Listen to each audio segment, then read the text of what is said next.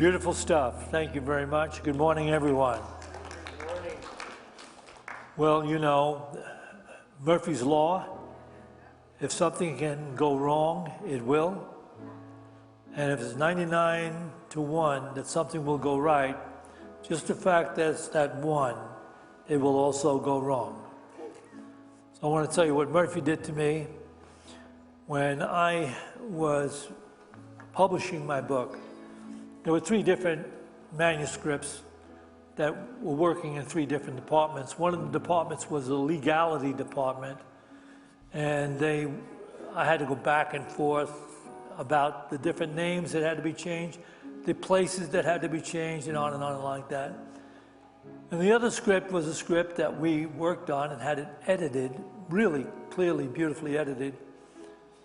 But when it all came down to the printing, and I thought we had, they had the right script, they printed the wrong one. I sold 100 books here that are filled with typos and mistakes. Just want to say, if you got one of those books, Escape to Another Reality, bring it to me. I've had it reprinted. I'll give you a fresh copy that doesn't have all the typos. And that's how Murphy gets me. Ministers are not excused. Murphy prevails. All right, is there anybody here from another unity? All right, what unity are you from? Columbine. Columbine Unity. Welcome to Boulder. I know, good. And is there anybody else? We have a gift for you. Keep your hand up. There you go. Anybody else? What about anybody here for the first time? Okay. All right, anyway, you are here to share in the beautiful ideals that all of Unity shares in, that we are always in the presence of that divine intelligence and love we acknowledge to be God. And you are surely going to enjoy this talk about to be given by Santisha.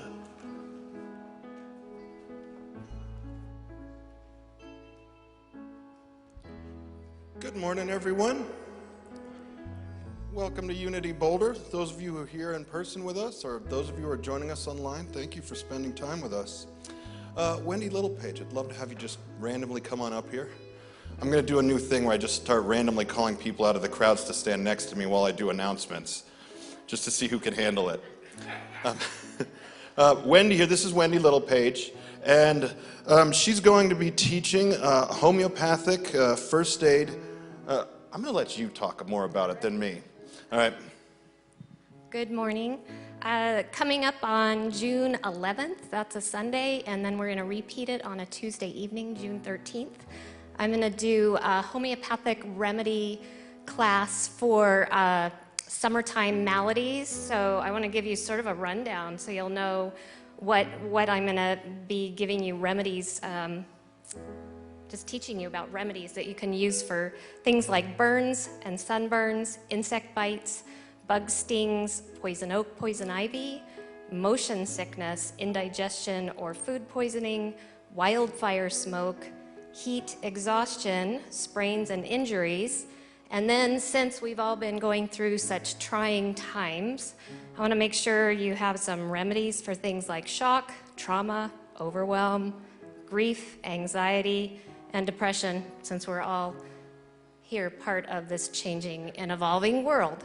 So, hope you'll join me. We're going to be very remedy focused. We're not going to do so much on homeopathic history, not so much on homeopathic principles, but just a dive deep into remedies that you can use right away.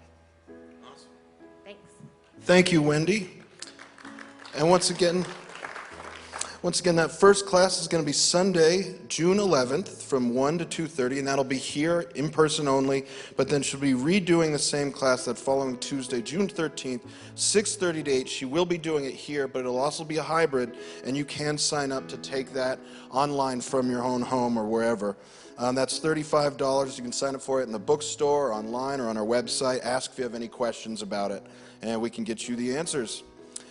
Coming up also in June, we have a Qigong workshop by Italian Qigong master Francesco Garipoli. We've had him here the last few years. He ran a very successful Qigong workshop last year. It's going to run from 12:30 to 2:30 on June 25th. It's $45. He's only in the States once a year, so this is your one chance to get a chance to meet this master. He's an absolutely lovely man. So definitely check that out. Today, we have our conscious communication drop-in workshop led by Steve Hayes. That's at 1 o'clock, and that's downstairs for a $10 suggested love offering. And what the conscious communication is if there's someone you're having trouble communicating with, or you're having trouble with the way people are communicating with you and would like to kind of make amends with that, this is a great class to find tools, and Steve's a wonderful teacher at that. So that's today at 1. I'd also like to recognize our YOU, that's our high school age congregation. Out here in the lobby, they probably greeted you and handed you one of our programs for today. They're also holding a bake sale following this service, and that bake sale is to raise funds for all the fun stuff and spiritual stuff they're going to do this summer, like go to rallies and meet kids from other unities and other fun activities. So please go over there, get some baked goods, try out the Rice Krispie treats. I saw them being made in my kitchen last night. They look awesome. I'm looking at you back there, Katya. So go over there, get some baked goods. Thank you.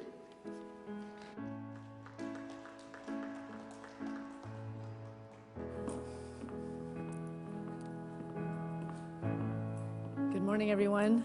Good morning. Welcome to Unity today. So this is our moment for a call for prayer. If you have a prayer for yourself at this time or for someone else, there's little sheets in front of you, in the pews in front of you, and you can just write a name on it. We don't have to write what the issue is. We know Spirit already knows what we need before we ask. And so you ask me, why do we pray?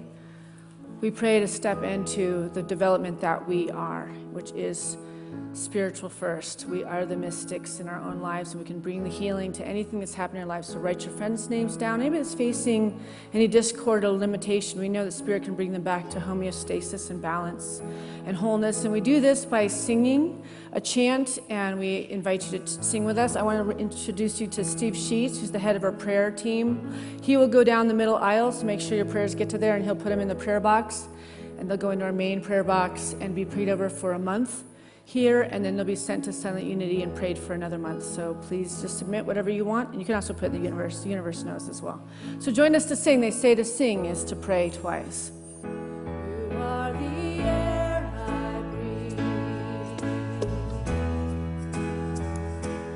You are the air I breathe. Your holy presence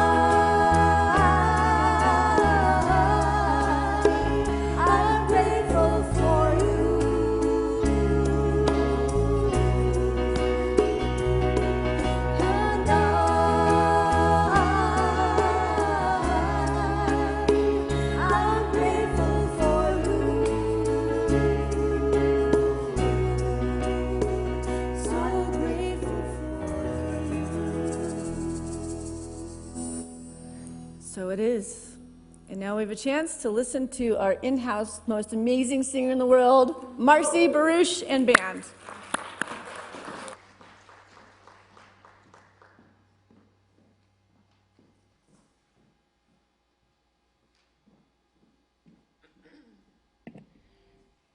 Good morning. This is a song written by Olivia Newton-John and Amy Skye, and it's called Let Go, Let God.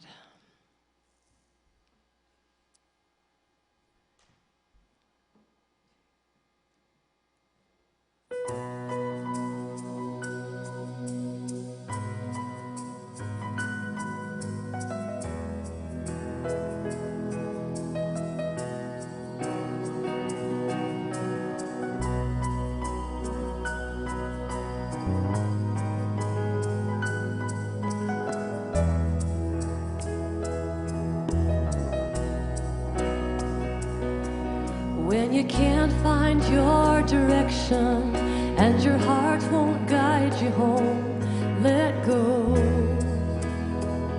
and let God. When your dreams are broken in the dust and you've lost the will to trust, let go and let God. Let the signs remind you we are passengers.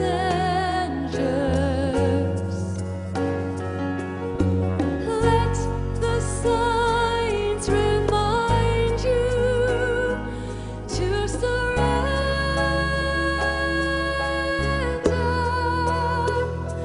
to surrender.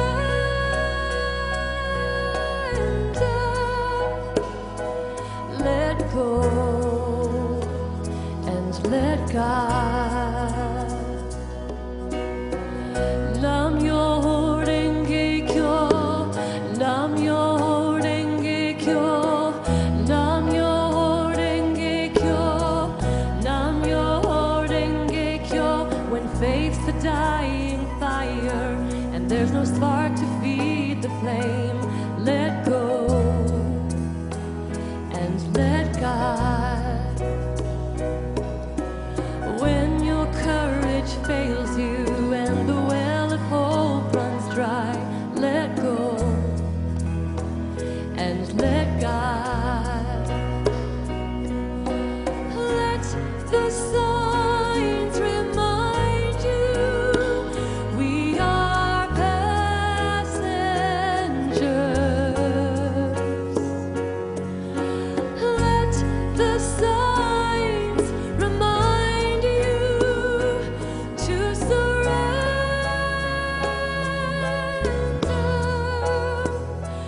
to surrender.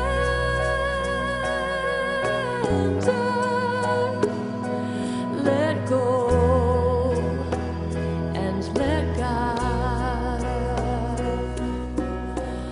Nam-myoho Renge Kyo, Nam-myoho Renge Kyo, Nam-myoho Renge Kyo, Nam-myoho Renge Kyo, Nam-myoho Renge Kyo, Nam-myoho Renge Kyo, Nam-myoho Renge Kyo, Nam-myoho Renge Kyo.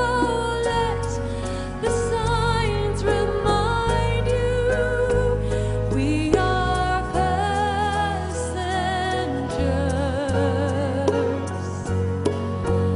Let the signs remind you to surrender,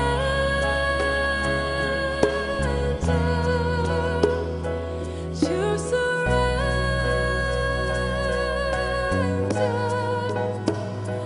Let go and let God. Let go and let God. Let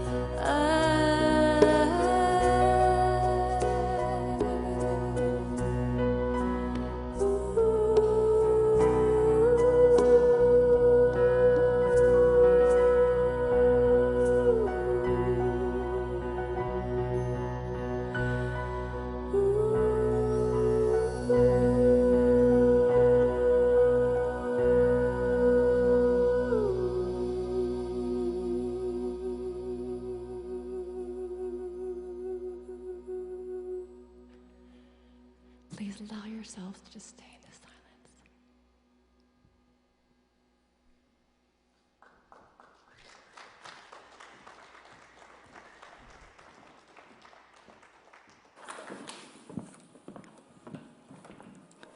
Thank you. Well, good morning. That was an amazing way to start. What a voice. She sings like an angel. I want to just really quickly break down Nam-myoho Renge Kyo. It's a vow, an expression of determination to embrace and manifest our Buddha nature. It is a pledge to oneself to never yield to difficulties and to win over one's suffering. At the same time, it is a vow to help others reveal this law in their own lives and achieve happiness. I was thinking about this because Marcy and I were talking about it before the service, this chant, this affirmation people use in meditation quite a bit. And I have a memory because my brother Del, Big Tree, was really into Buddhism for a while, and he had one of those prayer closets that you'd sit in front and he would do the Nam-myoho Renge Kyo, and was using it in his life, and he swears that's when he shifted from where he was in his life, feeling pretty stuck for years, and everything opened. All of the channels, all of the doors of his life, all of what he was put here as a purpose in this world happened by him using that affirmation. And that prayer box lived inside the living room of his home in Los Angeles, in the outskirts of Los Angeles at the time. And that house actually burnt down. And the only thing that was left was that prayer closet. And it was a wood house, and that's not the house he lost in Malibu, too. He's lost 2 houses in fires out in California, actually, which is, we can't all say that, and we wouldn't want to have to say that. But he's still at the prayer closet, and his life is still unfolded in a beautiful way. So the idea of Nam-myoho Renge Kyo is you look at the issues that are in your way, the walls, the limitation, the fear, the something that's keeping us from stepping into the next phases, the next unfoldment. There's something that you're ready to step into, and yet somehow it seems to be a boundary between you and what you're feeling the urges to get to. So you visualize where you want to get to. What is the feeling that of where you would be? Like when you get there, what would that feel like? What does that look like in your mind's eye? What does that sound like? Like what are all of the vibrations of where you want to get to? And then when you get kind of a big picture of the mind, body, feeling place, you say that chant and you see yourself moving through the boundary. So what happens is usually the boundary has nothing to do with God. What it has to do with is our own traumas or our own lack of self-esteem or something in us that doesn't believe we can step into this beautiful field of light, right? And I know that many of us are in that right now. I know I am actually in a phase where there's this vastness in the universe right now that kind of feels like it just keeps going at the same level, and I'm having a hard time overcoming to this next thing. So I always speak to what I'm facing in my own journey and my own unfoldment. When we're in the deep, dark winter months, which we got a lot of those this winter. We had the most beautiful fall ever, and then a winter that was just Michigan-like, right, or Minnesota-like, freezing. And, we always know that when we go into those dark winter months, we go inside. We go and visit the unhealed places in ourselves, the shadows in ourselves. We start to think about what we want to birth in the spring. We start to put away of what we've unfolded for the last summer and how we can do more of that the next summer or the next spring. And so we meditate in it. We are visiting with ourselves because we don't have as much outer play with friends, outside energy, sunshine, all the things that just keep us feeling so happy and wonderful. Winter kind of makes us have to face ourselves and to even know ourselves a little bit more and a little bit more deeply. So now we're in the springtime. We've had all those seeds that we planted in the winter, and now are we watering the things that we came to? Are we watering the things that we're ready to have actually grow? Or are we finding ourselves hitting roadblocks against those before they're going to grow? And that's kind of what I have had in the last few weeks. So my talk title today is The Most Nurturing Journey is from Head to Heart. The most nurturing journey is from head to heart. Some people say the longest journey is from head to heart, but I don't like that. That doesn't feel like a positive statement. That makes it sound like it's difficult. And we tend to do that. We tend to put roadblocks in our way to say something is hard to do versus it's easy, right? Whether other people believe that it's hard or easy, we get to decide if we're going to be in ease and flow about this process from head to heart. But we do know when there's stumbling blocks, it's probably because we're intellectually trying to figure out how to spiritually break through something, in this human world, and yet we're using this human faculty, which is the mind, and we're not from the vibrational part of ourself, which is the soul, which is the heart, that already knows how to move through the limitations and the blocks at hand. So today I'm going to talk a little bit about religion versus metaphysics versus mysticism. My goal in my work in Unity very much is to step into the mystical.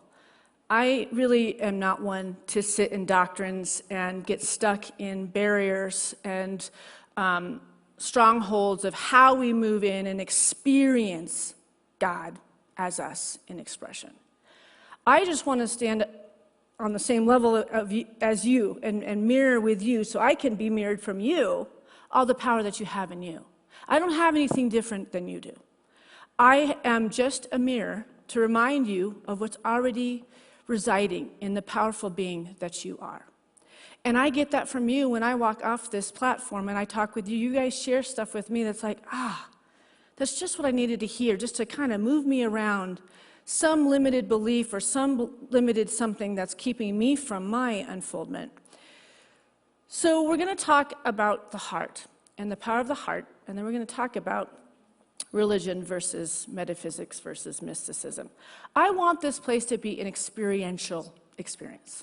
I want people to leave here and feel God. I don't want to talk at you and speak at you. I hope that what I'm sharing with you evokes a memory in you that shows you, oh, I've got that. I've experienced that. Oh, that's right. Spirit is good. Spirit moves through me. There are no limitations. So there's a space for peace to prevail in the silence of the heart in every living being, entity, and life form right now. This is our chance to be the light and the love that inspires a newfound peace in our day to day. A time to cherish this life, this love, this heartbeat. And it's our time to visit her soul urges, Spirit's masterpiece in the twinkle of our own eyes and in others. It's springtime. It's a time to observe the gentleness of creatures and the mother, baby, fawn, the buzzing of the bees from flowers into the different nectars. It's to soften into the beauty of what this life gives us all the time as a mirror. We can follow human mirrors and we can help each other, but when you look at the cycles of life and you look at what God has shown us, could there be another heaven that would be any more beautiful than what's in the midst of us right now? If we're experiencing something different from what we're seeing in this beautiful nature and these beautiful green mountains that look like Ireland, when we look around at the babies and the children laughing and the beauty around us, then we're signing up to look at the intellectual human experience of what's happening in the greater picture of the world, which is all the human beings that have destroyed things since time began. Instead of resonating from the heart with what is the beauty, the light and the love that will restore this planet and this world to balance. Teilhard de Chardin says it this way: love is the energy that seeks first to lift each person into wholeness. And second, it seeks to bring each person into harmony with all other people. Chardin is saying love is an energy. It's an energy that's already there within you. It's there to lift you up, to bring you into wholeness. And once you are whole, it is there to be used to harmonize your life with others. Right? So it's not when we sort of feel like being connected with our love energy, right? We're like, oh, well, I feel that love energy when I'm at Unity Boulder or when I'm at the Ideal Market and I see my favorite people that are working there and we're in this love energy. It's that love energy that we have to bring to the places that are challenging us, The relationships in our family that are challenging us. How can we bring more of that love energy to it? Because it's not about like compartmentalizing love into certain places. It's a consistency. It's a beingness. When we live in the state of love, nothing can hurt us, make us afraid, make us sick, or take anything away from us. We're in the vibration of God. Being in the vibration of God just means you have to be in the silence more, walking gently in nature, remembering the power that lives within us, the love power that lives within us. And if we're feeling anxious and we're feeling stressed or we're feeling anxiety or we're just, panicking, then we're stuck in the intellect. We are looking into a future that's not known yet, or we're looking back at the past, which is over, and it's an illusion. Whenever you're in panic or in anxiety, you're looking into a future that hasn't even been birthed yet. Or you're looking back at traumas from the past and bringing them into your presence. But in the presence, we cannot have anxiety or stress. In heart math, they say this. The heart is about 100 times stronger electrically than the human brain, and the heart is about 5,000 times stronger magnetically than the human brain. So if we are going to create an electrical or magnetic field that affects our reality, it probably can be done with thought. But that is why it is so much more difficult. It's much easier to feel the feeling with our hearts. So our brains create the image. We model. We simulate with our brain. What is it I would like to see? What is it we would like to experience? And once we have it locked into place, we can feel the feeling of gratitude and appreciation for what has already happened. Okay, so this is what he's saying. You're using your mind. We need our mind. We can come into a visual and even an affirmative message about what we want to see in our life, what we want to create. But then it can't just stay there. It gets locked up there. The law of attraction doesn't work because you know what? We attract who we are. This is where the law of attraction has gotten it wrong. This is where Esther Hicks has gotten it wrong. This is where all of the law of attraction teachers have missed it, because the truth is you can't think it into existence. You have to be it in existence. So it's a much bigger step. So that's why they say it's such a hard, long step between the head and the heart. No, but the most nurturing step is bringing it from head to heart. The heart is saying thank you that it's already coming. In the Bible, it says God already knows what you need before you even ask. Well, then why do we even ask? Because we're the ones that's keeping our separate and apart from this greater honorable universe that's always saying yes to us. Always saying yes to us. So what are you saying to the universe?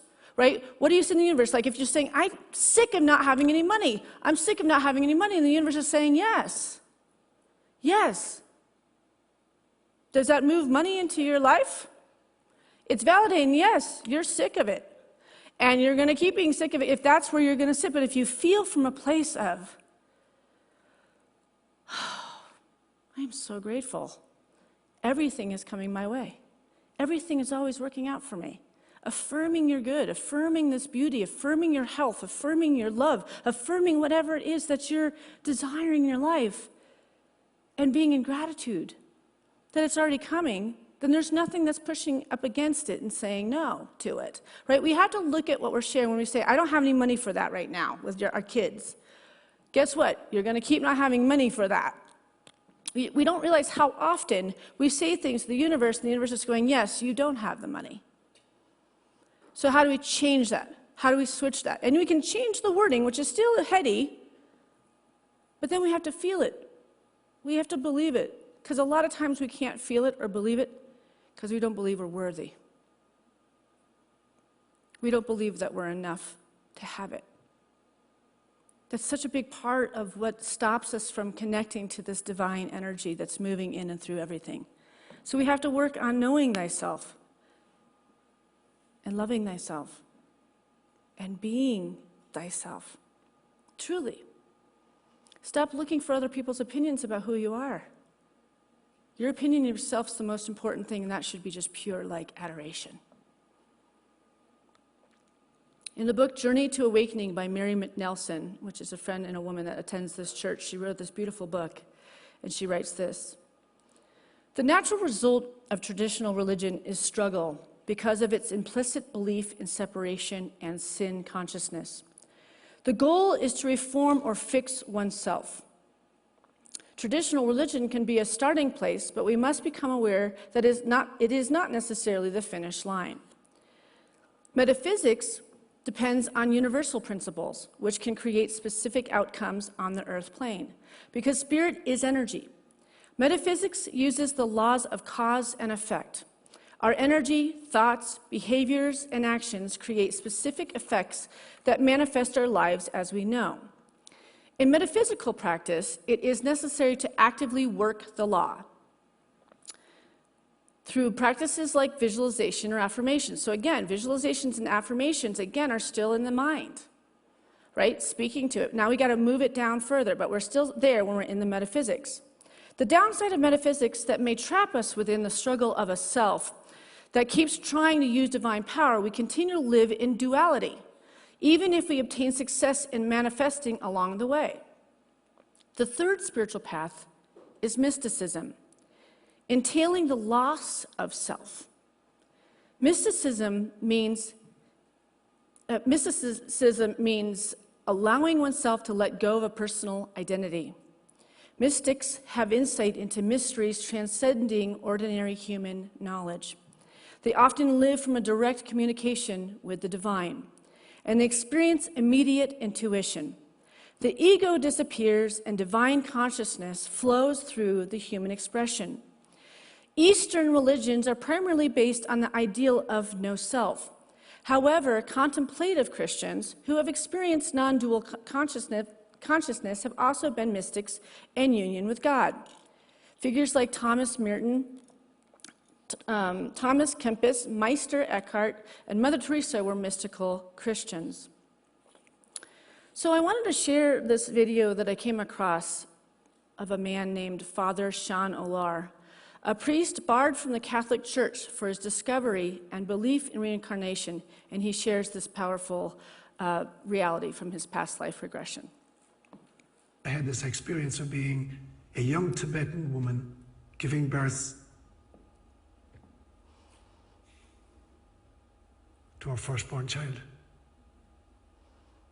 And it was so real, I literally had pains in my thighs for 4 or 5 days afterwards. And that totally rocked me because it was an experience. And I know from epistemology that there are 3 ways we know stuff. The first one is an authority figure tells us and we believe them.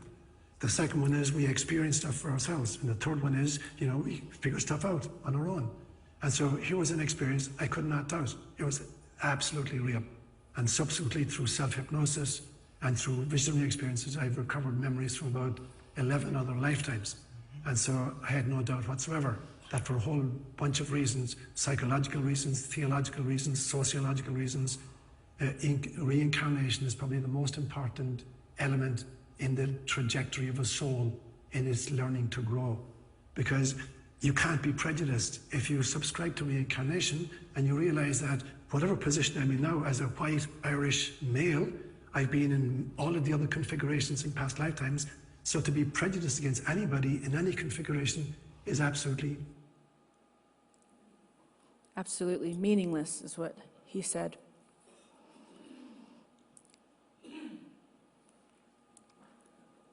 Oh, I guess that didn't go in there. Wayne Dyer said, "Everything is either an opportunity to grow or an obstacle to keep you from growing. You get to choose." I believe that when I watch things like of a mystic like this man that had decided to go the Catholic route and then found that there was so much more to his unearthing as a spiritual being in this world. That's why we always use Edgar Cayce's work, the most documented psychic of all time. Okay. Am I warring with you with the PowerPoints up there? Okay. You're throwing me off. So Edgar Cayce speaks to this a little bit, and I'm going to talk about this from what that gentleman just shared. In Cayce's explanation of reincarnation, when we die, the next life does not occur immediately. for our soul is given a chance to take stock of all it has come to know. Then we decide for ourselves what lessons we need to learn next. If we are to return to the earthly plane, it is likely that our soul will choose to be among people we have known before. This is referred to as a soul group. We can choose to be born male or female in any given lifetime, or, as Casey often called it, incarnation. The choices made are such that our soul might be best fulfill the specific purpose chosen for a particular lifetime. We select surroundings. We select parents and family, location, time, period, etc. That will best allow us to learn those lessons we need for completeness. So, one of the things that this gentleman went into in an interview that I listened to yesterday that was really, really wonderful, and I will send it out because it was really, really good, but he was talking about how we discover what our purpose is in this world and our karma in this lifetime, right? So he talked about a lot of times we wonder why things happen to us. We want to know the why.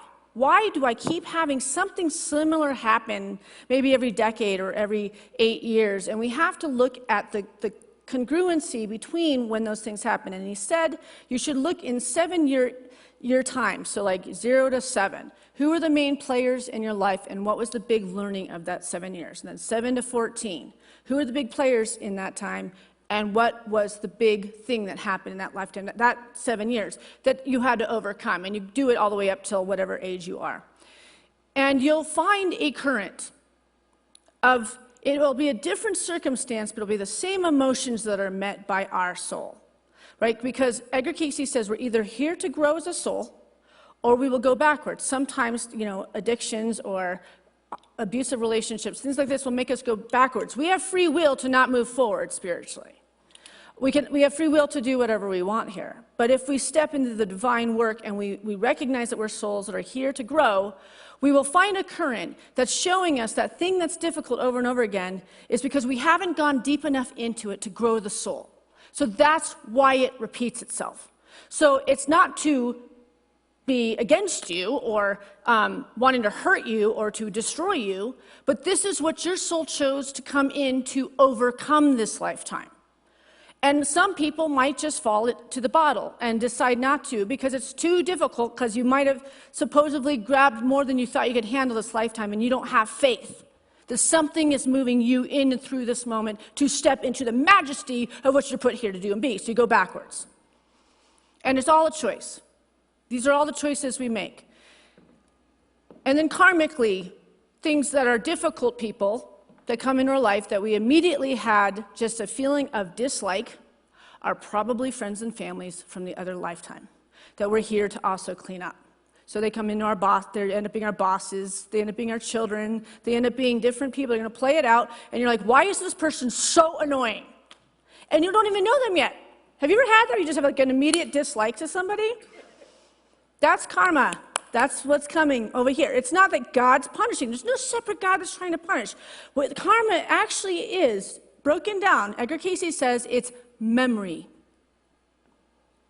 Karma is memory. So it's what we remember on a subconscious level of other lifetimes that we're here to clean up. Cool stuff, right? So, I want to move on. So I want to go into this. So a little over a week ago, I had one of these moments where for over 4 years, there has been an intention that I have stayed true to. Not completely seeing the outcome and what form it would come in, but I knew it was needed and it was necessary in my life. However Spirit would make it manifest in my life, I was open to. It wasn't necessarily a personal need, but a universal need for the greater good of my purpose and my work and its unfolding. I started to see it coming into fruition about 6 months ago, and everything was falling into place. I started to really see and feel the outcome falling into place, so much so that I didn't look or wasn't even open to any other outcome or unfoldment. I would say I put all my energy into this particular focus, or all my eggs in this basket. And a few weeks ago, it all fell through.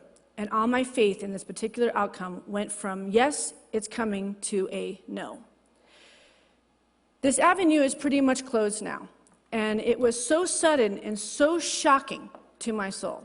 Everything was falling into place. I could feel it. I had let go of the oars. The boat was going down the river, but in hindsight, looking at it, I was sort of directing where that boat had to go. I wasn't completely in let go. I thought I was in surrender. But now in hindsight, after having this moment happen, I'm like, ugh, I wasn't completely in surrender. It was so sudden and so shocking to my soul. My inner being went into shock for a few days. And then the truth of its falling through landed in my body as a migraine. The darkness swept over me, and I was in bed for a few days. I felt I needed to grieve this for a minute and not force myself to pull out of it immediately. And when you've been on this journey, you learn that, right?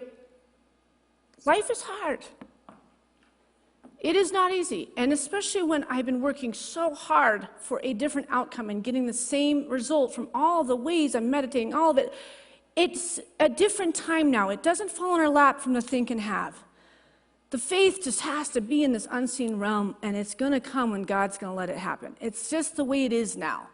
We used to be able to think and have a little bit easier, but now we really have to take to task the presence process and just trust that everything's going to work out. So the darkness swept over me, and I went into grief for a few days. I felt I needed to grieve this for a little bit, and I told my husband, just leave me. I knew that I was in it. I knew this was a soul thing because it uprooted all of my deep insecurities. The cycles that I've seen probably every 14 years that appears that makes me go deeper into this something that is not healed in me. And I know that I don't need to carry people through it when I'm in that place. I have to just be with God. And I just needed to sleep for a while before I was ready to face what it is that needed to deepen inside of me.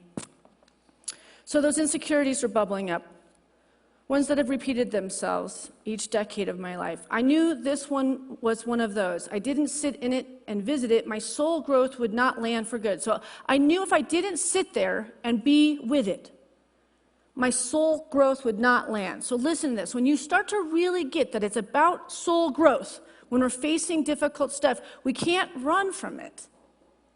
And it doesn't always show up when it's really an opportune time, right? It might be a really busy time and you don't really have time to just but my body just said, no, you've got a headache that's so beyond. You're going to be in a dark room and you're going to be with self and spirit.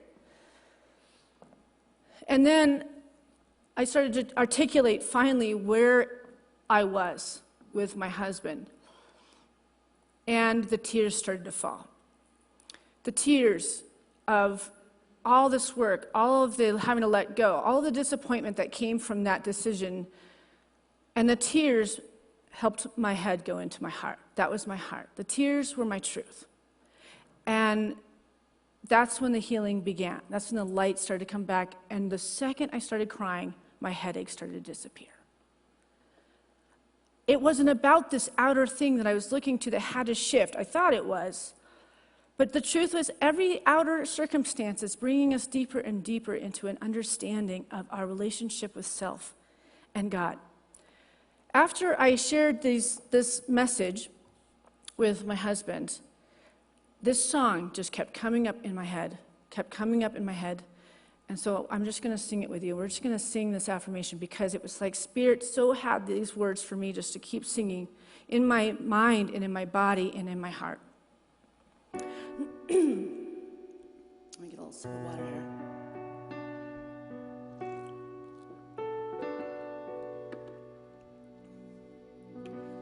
Spirit, lead me where my truth is without borders. Let me walk upon the waters wherever you would call me. Take me deeper than my feet could ever wander, and my faith will be made stronger in the presence of your love. Spirit, lead me where my truth is without borders. Let me walk upon the waters wherever you would call me. Take me deeper than my feet could ever wander, and my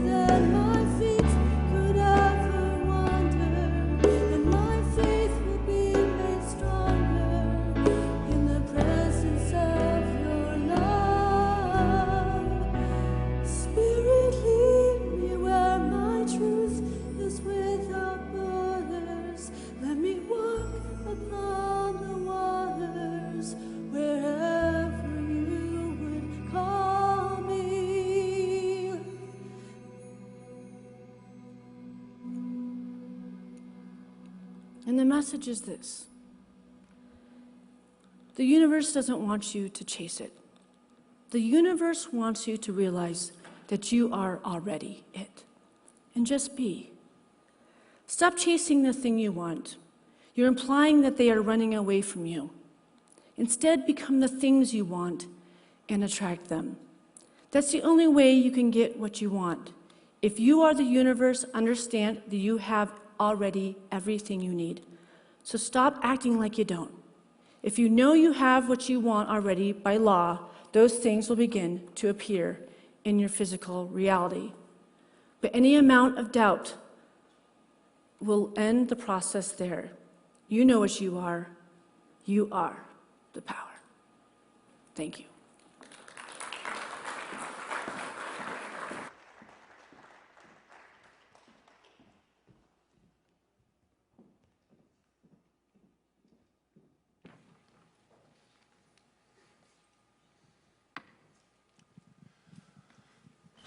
Well, it's clear the world needs to rise to a higher vibration, and your donations help us do this, because raising the world's vibration is Unity's mission. Raising the vibration of your life is our mission. So today we are asking you to contribute to that mission. To be clear, Unity is in a critical place. The lower vibration of the world has affected our finances here. And you should know that currently we are operating at a deficit of about $10,000 per month. Whew. That is, we require about $43,000 a month to operate, and we are receiving just about $33,000 a month. So in order for this center of light and love to be sustainable, there needs to be an increase in our offering each month of about $10,000. So if you are watching this in person or online, know that Unity is about being of service to this world. And by asking you to contribute, we are also asking you to be in the flow and the service to the world. And the most powerful way that ideally that you could help us is by doing a recurring donation. By doing a recurring donation, we can strategize and plan and introduce those activities and initiatives that we want to present to you. And there are two easy ways to do recurring donations. One is there's a form out in the lobby. You can just fill that out and drop it off in the office. And the other one is this big blue button. If you go to our website and you Unity Boulder, give, and then you'll see that big blue button, and that will take you to a page that you can do single and recurring of all different types. In addition today, because we really want to inspire you to do that, anyone who does a recurring donation today will get one of our really nice ceramic mugs. So if you're a coffee fiend like me, this is, to your heart. So if you do that and you bring a form in, we'll give you one of our ceramic mugs.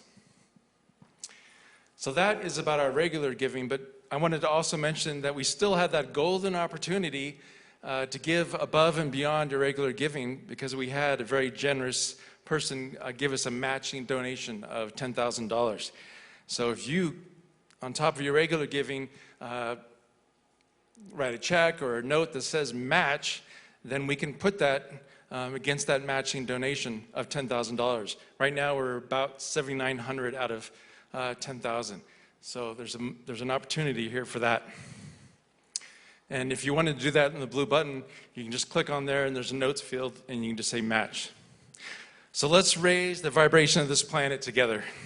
Thank you in advance for joining Unity and being service to this planet.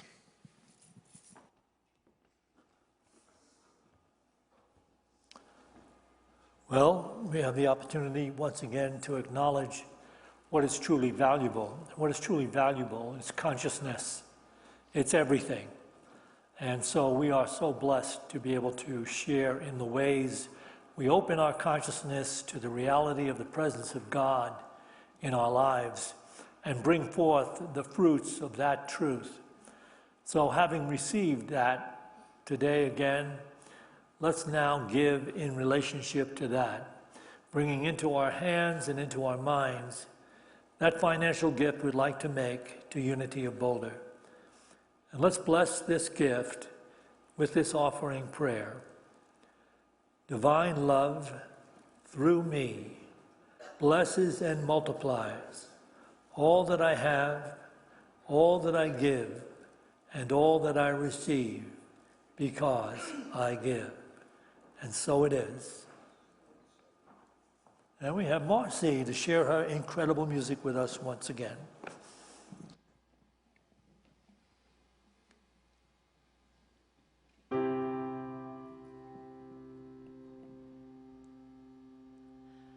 Amazing, amazing, you will do amazing things. Amazing, amazing, you will do amazing.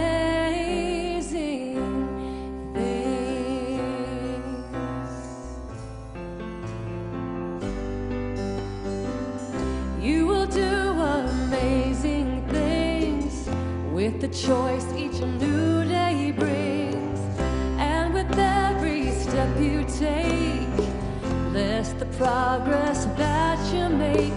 The reason you live is here in every gift you give. Love your life, love your dreams, you will do amazing.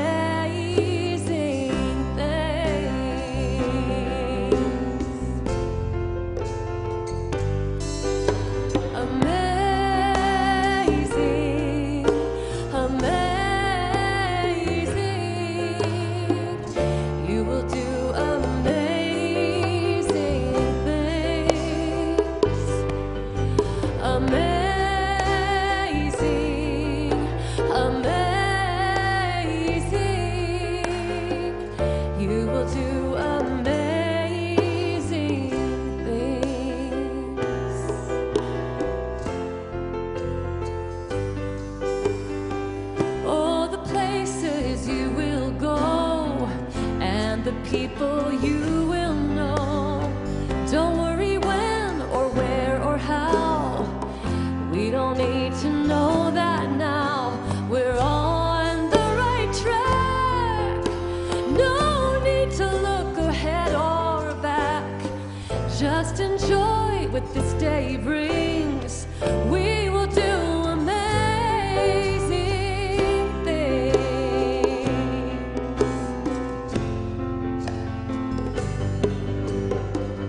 you don't have to work it out. Just stay in the here and now. Let your mind rest for a little while. Sometimes deepest answers come when we're out there having fun. So close your eyes and take a breath and smile.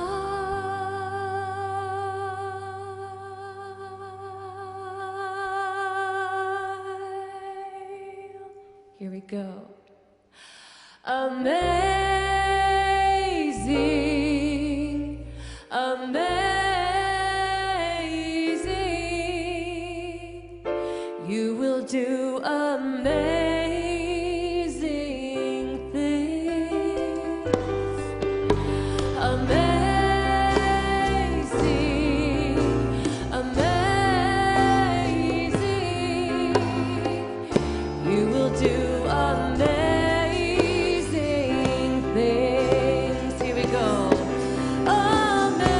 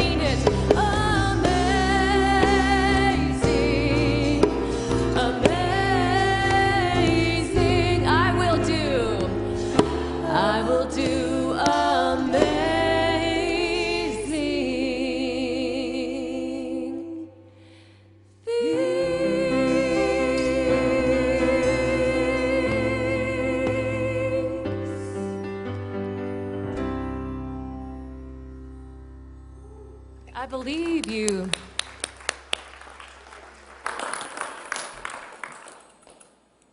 So beautiful. It's one of my favorites. My first one's my favorite too. All the songs you do are my favorite. I just love you. You're just so good. Best. All right, so we have prayer partners available to you. If you're facing a challenge, you can just stay seated in your seat, and these beautiful prayer partners with the white sashes on will come and visit you in the sanctuary or take you down the meditation room, which is more private, to have a conversation and pray with you. We have a discussion group after that I will lead in a circle right at the back of the sanctuary back here. If you'd like to speak further on this talk, we can have a nice sharing for about a half an hour. We'll probably start that in about 10 minutes. So go get some refreshments and some coffee and then come and meet me back there in about 10 minutes. What else? I think that's covered. all right. You covered it with that talk. Oh, You did. thank you. You said it, just all that needed to be said. All right, and well, I done. appreciate that. Oh, there's a bake sale today with the YOU, and they're going on a youth trip. The 14 and 18-year-olds are going to be going to, I can't remember what state, but they're going to go be with a bunch of other YOUers and have this spiritual time for 3 or 4 days. It's an amazing opportunity for like-minded young people to find their spirituality together. They don't really use the word God. All they really use is source and spirit. It's just very much just having a blast with other spiritual people that are ready to, discover and play with crystals and intuition and, work really neat things where they start to learn how to harness this powerful energy. So when you buy these baked goods, remember you're supporting these young people that are our future. They are the future of this world. So let's all rise and close with I release and I let go, and then we'll go into let there be peace on earth. Here we go. I release and I let go. I let the Spirit run my life, and my heart is open wide. Yes, I'm only here for God. No more struggle, no more strife. With my faith I see the light. I am free in the Spirit. Yes, I'm only here for God. I release and I let go. I let the Spirit run my life, and my heart is open wide. Yes, I'm only here for God. No more struggle, no more strife. With my faith I see the light. I am free in the Spirit. Yes, I'm only here for God. I release In the Spirit, Sound great. in my heart. Yes, I'm only here for God. no more struggle, no more strife. With my faith I see the light. I'm free. I am free in the Spirit. Yes, I'm only here for God. Yes, I'm only here for God. Yes, I'm only here for God.